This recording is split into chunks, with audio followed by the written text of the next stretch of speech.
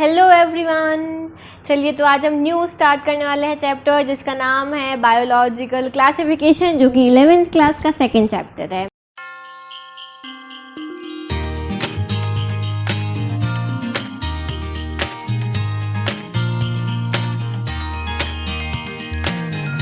तो chapter start करने से पहले मैं एक चीज़ बोलना चाहूँगी, जो भी ये वीडियो देख रहे हैं तो प्लीज़ हमारे चैनल को सब्सक्राइब करिए, लाइक करिए और कमेंट करिए। आप सब्सक्राइब करेंगे तो हमें मोटिवेशन मिलता है, so that we can make more videos for you all. Okay, so please do subscribe our channel.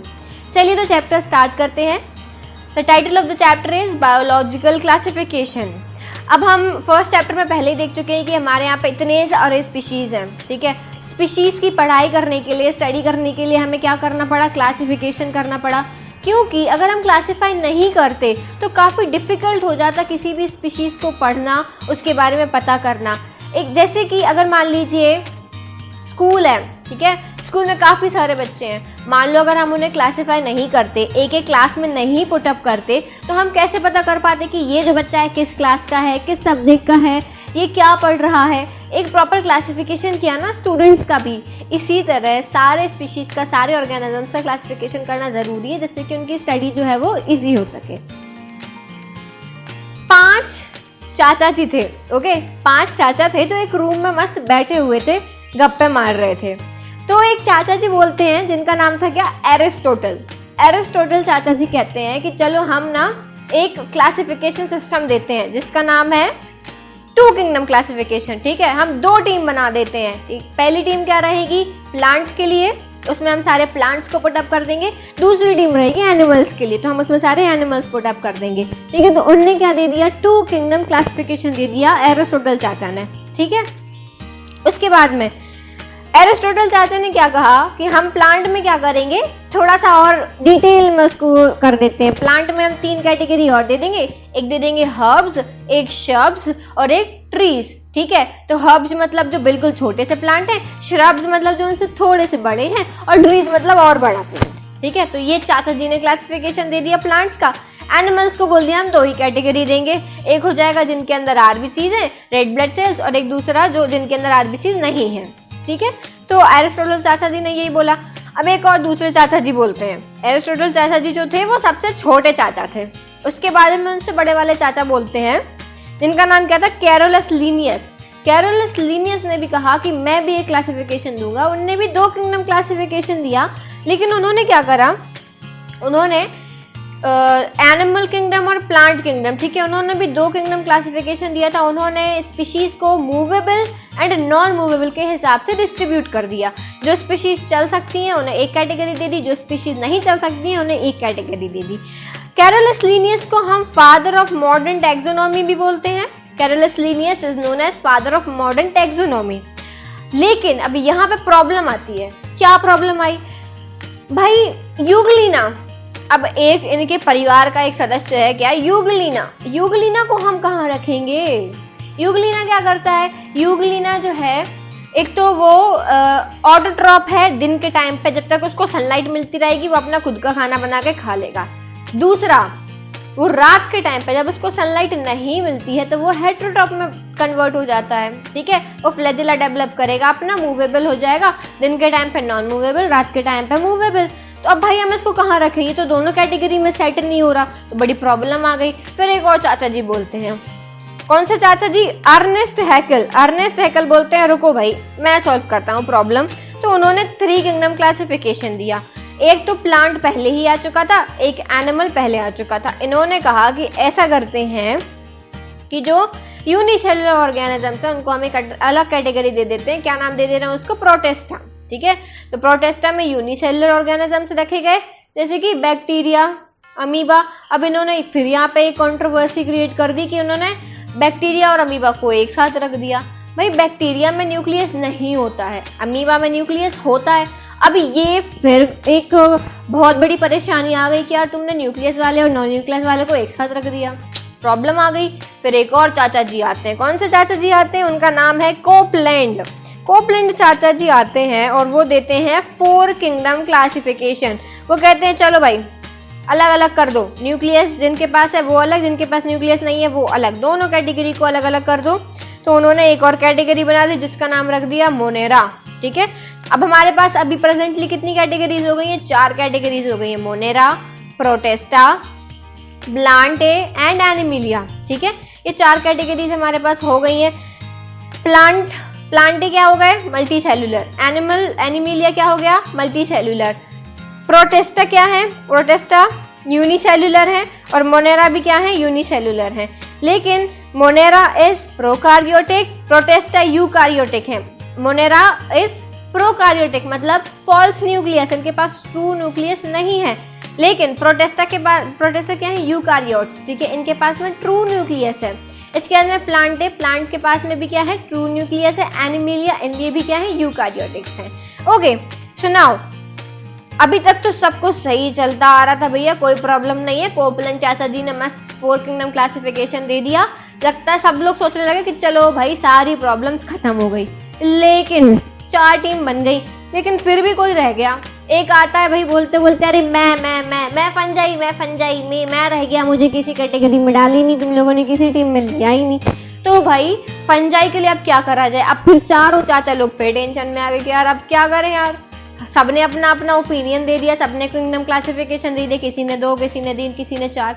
अब क्या किया जाए बताइए? चलो फिर ना, जो सबसे बड़े वाले चाचा बड़ी देर से शांत बैठे थे, आराम से बैठे हुए थे, वो बोलते हैं कि अब सुनो भैया, हम देंगे ये क्लासिफिकेशन और जो हम जो क्लासिफिकेशन देंगे ना वो फाइनल रहेगा, अब कोई चेंज नहीं करेगा उसमें, क्योंकि हम घर के सबसे बड़े हैं। तो आते हैं कौन? अपने RH विटेकर चाचा जी। तो RH विटेकर चाचा जो है ना, वो कहते हैं कि हम क्या कर रहे हैं, 4 दिए थे बाकी सबने, एक और बढ़ा दो, 5 कर दो। ठीक है, 5 कर दिया। 5 उन्होंने क्या करा? फंजाई बढ़ाए थे ना रोते रोते कि मुझे भी किसी टीम में डाल दो। तो उसको कहा एक काम करो भाई, विटेकर साहब ने कहा एक काम करो, तुम अलग ही अपनी टीम बना लो। ठीक है, तो 5 टीम कर दी गई। कौन कौन सी? Monera, Protista, Fungi, Animalia and Plantae. Clear? तो ये 5 kingdom classification was given by RH Whittaker in 1969. Clear? All right. Let's move. Monera क्या है? यूनिसेल्युलर है, प्रोकार्योटिक्स है। प्रोटेस्टा यूनिसेल्युलर है बट यूकार्योटिक्स है। Fungi multicellular eukaryotics, heterotypes and saprophytes. ठीक है, फंजाई जो होते हैं वो हेटेरोटाइप्स भी होते हैं और सेप्रोफाइट्स मतलब they feed on dead and decaying matter. Fungi को क्यों अलग कैटेगरी में डालना पड़ा? क्योंकि ये क्या करते हैं? ये डेड एंड डिकेइंग मैटर के ऊपर फीड करते हैं। ठीक है, ये सेप्रोफाइट्स होते हैं। इसके बाद में प्लांटे मल्टीसेल्युलर यूकार्योटिक ऑटोट्रॉप्स, ये खुद अपना खाना बनाते हैं। उसके बाद में Animalia multicellular eukaryotic heterotypes and holozoic. Okay, holozoic होते हैं ये। चलो, अब RH विटेकर साहब ने क्या करा था ना, जो चाचा जी थे ना, उन्होंने थोड़ा दिमाग लगा के क्लासिफिकेशन करा। उन्होंने क्या करा? कुछ कैरेक्टरिस्टिक्स लिए जिनके बेसिस पर उन्होंने क्लासिफिकेशन दिया। तो चाचा जी ने क्या क्या बेसिस लिए थे उनकी बात करते हैं। तो विटेकर चाचा ने सबसे पहला बेस जो लिया था वो था सेल टाइप। ठीक है, सेल टाइप। एनसीईआरटी में एक टेबल दी हुई है। Okay, go through that table. Book खोल के बैठना, जब भी पढ़ाई करो एक कॉपी पेन एंड एनसीईआरटी को सामने रख के बैठना, कि जिससे कि चीज़ें और अच्छे से क्लियर होती जाएं। तो एनसीईआरटी की टेबल देखिए, उसमें सबसे पहला उन्होंने क्या लिया? सेल टाइप लिया। सेल टाइप क्या है? प्रोकार्योटिक होगी या फिर यूकार्योटिक होगी, उसके बेसिस पर डिसाइड करेंगे। दूसरा उन्होंने क्या लिया? न्यूक्लियस प्रेजेंट है या एब्सेंट है, ये उन्होंने एक चीज़ ली। उसके बाद में बॉडी ऑर्गेनाइजेशन की बात करी तो बॉडी ऑर्गेनाइजेशन में यूनिसेल्युलर है, मल्टीसेल्युलर है, क्या है, इस बारे में उन्होंने उसके बेसिस पर डिसाइड करा। फोर्थ क्या लिया? Presence and absence of cell wall. ठीक है, सेल वॉल जो है वो प्रेजेंट होगी या एब्सेंट होगी, इसके बेसिस पे। Next one is mode of nutrition. अब वो अपना न्यूट्रिशन कैसे लेते हैं? ऑटोट्रॉपिक हैं, हेटेरोट्रॉपिक हैं, सेप्रोफाइट्स हैं, होलोजोइक हैं, क्या है ये? ठीक है, तो मोड ऑफ न्यूट्रिशन के बेसिस पे उन्होंने अपना पूरा क्लासिफिकेशन दे दिया था। इसके बाद में आता है एक और चीज़, फाइलोजेनेटिक रिलेशनशिप। ये वर्ड थोड़ा डिफरेंट सा सुनने में आया है ना। फाइलोजेनेटिक रिलेशनशिप का मतलब क्या हुआ कि जेनेटिक एवोल्यूशन का भी बेस उन्होंने दिया था। अब देखो, एक चीज़ और आती है, रिप्रोडक्शन। उन्होंने रिप्रोडक्शन भी लिया था। ठीक है, but this is not much important point. Reproduction इतना इंपॉर्टेंट नहीं है, पर फिर भी ध्यान रखना कि उन्होंने रिप्रोडक्शन भी एक पॉइंट लिया था। चलो अब देखो, एक पिरामिड को इमेजिन करो, ठीक है, एक पिरामिड है, लेकिन पिरामिड को ना रिवर्स में ले जाना, ठीक है, रिवर्स में लेके जाना। तो सबसे पहले डाउन, सबसे पहले नीचे जो सबसे पहला आता है वो क्या है, मोनेरा। मोनेरा को लेते हैं। मोनेरा क्या है, मोनेरा यूनिसेल्युलर है और प्रोकार्योटिक है, ठीक है। और मोनेरा में क्या है, न्यूक्लियस एब्सेंट होता है, ठीक है। तो इसको हम एक लाइन ड्रॉ कर देते हैं, न्यूक्लियस की लाइन। तो जिनके पास न्यूक्लियस है वो न्यूक्लियस वाली लाइन के ऊपर आ जाएंगे, जिनके पास नहीं है वो उसके नीचे आ जाएंगे। तो किसके पास नहीं है, मोनेरा के पास में न्यूक्लियस नहीं है, तो हम उन्हें उसके नीचे पुट अप कर देंगे। उसके ऊपर क्या आ जाएंगे, बाकी सारे आ जाएंगे, ठीक है। मोनेरा के ऊपर आप मान लो क्या आ जाएगा, प्रोटेस्टा, ठीक है। प्रोटेस्टा के पास न्यूक्लियस प्रेजेंट है और ये क्या है, यूकारियोटिक है, ठीक है। उसके बाद में प्रोटेस्टा के ऊपर आते हैं। प्रोटेस्टा के ऊपर फिर से एक लाइन ड्रॉ करो, वो किस चीज की रहेगी, बॉडी लेवल ऑर्गेनाइजेशन, ठीक है, बॉडी लेवल ऑर्गेनाइजेशन के बेसिस पे।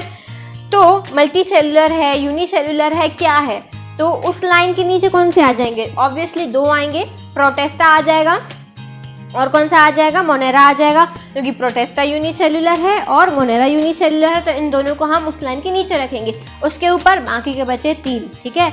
अब उस प्रोटेस्टा के भी ऊपर आ जाओ, क्या आता है, फंजाई, ठीक है। अब हम जो इस लाइन के ऊपर वाला जो क्लासिफिकेशन करने वाले हैं वो किस बेसिस पे करने वाले हैं, मोड ऑफ न्यूट्रिशन के बेसिस पे, ठीक है। सबसे पहले किसके बेसिस पे किया था, प्रेजेंस और एब्सेंस ऑफ न्यूक्लियस। उसके बाद कौन सा किया था, बॉडी ऑर्गेनाइजेशन।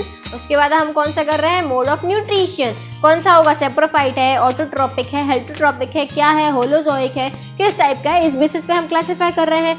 तो अब हम प्रोटेस्टा के ऊपर की बात करते हैं, फंजाई की बात करते हैं। फंजाई क्या है, फंजाई इज अ सेप्रोफाइट, ठीक है। डेड एंड डिकिंग मैटर पे ये फूड अपना लेता है, इसीलिए ये क्या है, ये एक सेप्रोफाइट है।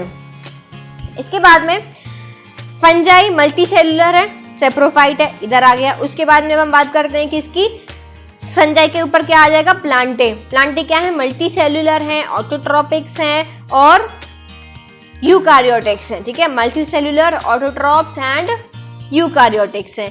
लास्ट वन इज एनिमिलिया, ठीक है। एनिमिलिया भी क्या है, मल्टी सेलुलर है, यूकारियोटिक्स हैं एंड दे आर होलोजोइक, ठीक है। तो ये 3 मेन बेसिस पे मैंने आपको एक्सप्लेन कर दिया। फटाफट रिवाइज करते हैं, किस किस ने कैसा कैसा क्लासिफिकेशन दिया था। 5 चाचा लोगों के नाम याद करते हैं। एरिस्टोटल सबसे पहले चाचा जी, जिन्होंने क्या दिया था आपको, 2 किंगडम क्लासिफिकेशन। फिर कैरोलस लीनियस, जिन्होंने मूवेबल और नॉन मूवेबल के बेसिस पे उन्होंने कैटेगरी डिवाइड करी थी, उन्होंने भी 2 किंगडम क्लासिफिकेशन दिया था। उसके बाद में अर्नेस्ट हैकेल, अर्नेस्ट हैकेल ने क्या करा था, अर्नेस्ट हैकेल चाचा जी ने 3 किंगडम क्लासिफिकेशन दिया था। उसके बाद में कोपलैंड चाचा जी ने क्या करा था, 4 किंगडम क्लासिफिकेशन दिया था। And finally the 5th one, the most Elder, ठीक है, जो सबसे बड़े चाचा जी थे, कौन से, विटेकर, ठीक है। विटेकर चाचा जी ने 1965 में 5 किंगडम क्लासिफिकेशन दिया था, जो कि हम most usable, most used and the most beneficial kingdom classification, ठीक है, विटेकर साहब ने दिया था। चलो एक इम्पॉर्टेंट इन्फॉर्मेशन मैं आपको दे देती हूँ, जो भी students those who are interested, तो हमारी ऑनलाइन क्लासेस स्टार्ट हो रही हैं। इफ़ यू आर इंटरेस्टेड तो आपको डिस्क्रिप्शन में हमारा लिंक मिल जाएगा, you can register in that, आप फॉर्म फिल कर दीजिए और you can join our online classes.